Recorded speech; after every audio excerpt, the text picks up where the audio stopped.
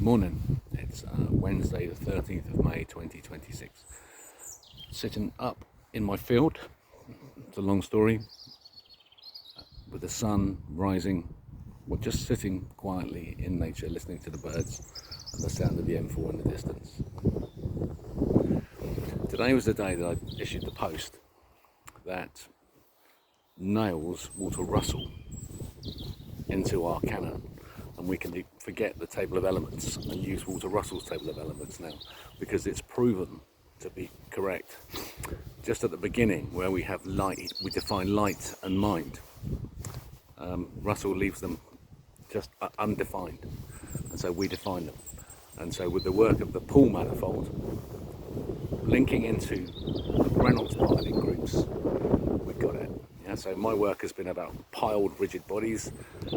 Paul's work was about simulation, all based on trying to find the rule about how it works. And in Moore's rule, the 27 3x3 piled rigid bodies. So here's the grouping that really matters now. He nailed it, that I was looking for. So a 3x3 grouping of rigid bodies of force grains is a neuron firing as cubic architecture.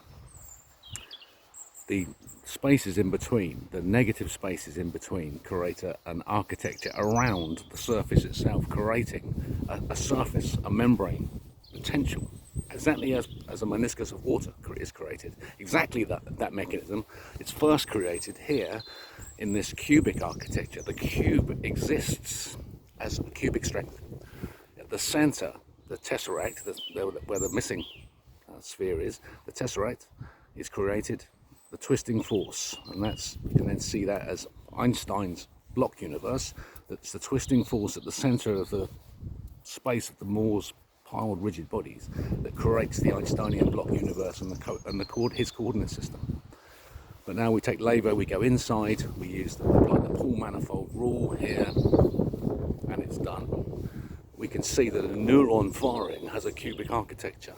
And it's based on choice of the dilatancy manifold itself. At the center of dilatancy, the twist, the matter, the mass that's created there with awareness, the live load, the KGS, has to do a choice of vector potential plus or minus, birth or survival.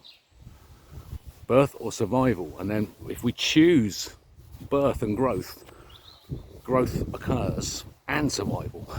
If we choose survival, birth declines. It's really simple. And so that's that centroid reassembly order, the firing of the internal firing of the neurons is slime mold intelligence, setting up the best network based on the information that it's been given. It's got all the geometric instruction, all the information that it needs to do is in the geometry itself, but it just needs a choice to know which way it's going to go. So just by choosing love always, each moment, with the light behind me, choose love always. Each moment as your practice, just be out in nature and appreciate the miracle of your existence, please. Yeah, it's a fucking miracle that you're alive. And I can prove it to you how that miracle works and how you were created and what the meaning of your life is. It's to choose to worship love. God is love. God is nature. God is us, God is intelligence, God is the slime mold, God is the machine. If God is in the machine, God is the machine. And so we are part of that machine. So we are God in that sense, that we choose on God's behalf. We are kinesin, carrying information from one place to another. We have to add some surfactants to it in our experience using the mucus of our sinuses and our heads. The mucus does an actual job of putting a surfactant coating on the information that is received by the thought itself. So you're creating thought. The energy of the thought is created from the energy that you bring to the moment before. So by bringing love to your moment, each moment, you guarantee that it'll be there the next moment, and it just builds momentum. And you set your own personal Paul manifold into that perfect rule that Paul discovered. And so what we're seeing is slime mold intelligence deriving that rule for us computationally. We don't need to do it, the slime mold does it for us. That's intelligence. Take that intelligence, our awareness on it, and boom, the future has begun. The disc world is true. Stay to the world.